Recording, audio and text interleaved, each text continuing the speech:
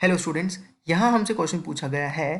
Find the sum of nodal plane of pi d d anti bonding molecular orbital and pi p d anti bonding molecular orbital. तो जो ये nodal plane जहाँ बात की जा रही है, तो अगर हम इसका एक छोटा सा एग्जांपल लें तो ये जो नॉडल प्लेन सपोज हमारा एक एस ऑर्बिटल है।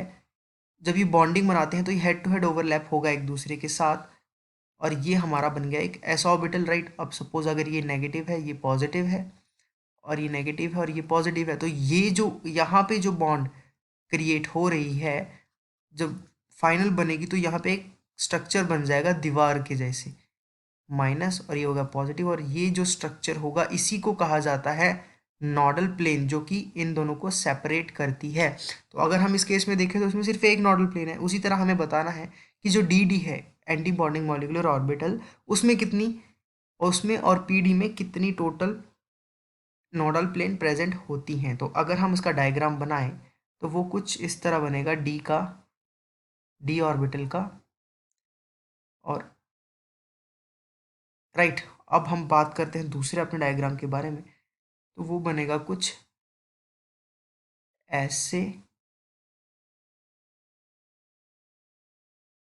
राइट, और ऐसे।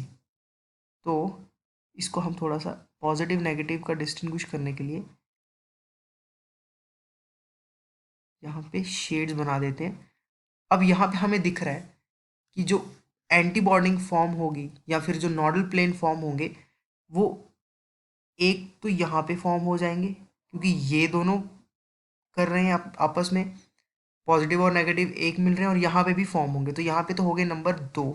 सिमिलरली हम जो पाई बॉन्ड होगा हमारा जो पीडी में होगा, अगर हम उसमें देखें तो ये हमारा पी ऑर्बिटल, और ये अगर हमारा डी ऑर्बिटल है तो इसमें भी बॉन्डिंग होगी कुछ इस तरह से, और यहाँ पे भी हमें दिखेगा कि यहाँ पे भी जो टोटल नंबर होगा नॉडल प्लेन्स का वो भी होंगे 2, क्योंकि सपोज अगर ये पॉजिटिव और ये नेगेटिव, अगर ये नेगेटिव है ये पॉजिटिव है, तो आपस में ये 2 नॉडल प्लेन्स बनाएंगे, यानी कि टोटल नंबर जो हमारे पास आएगा वो होगा आंसर हमारा 4 nodal planes that will be made.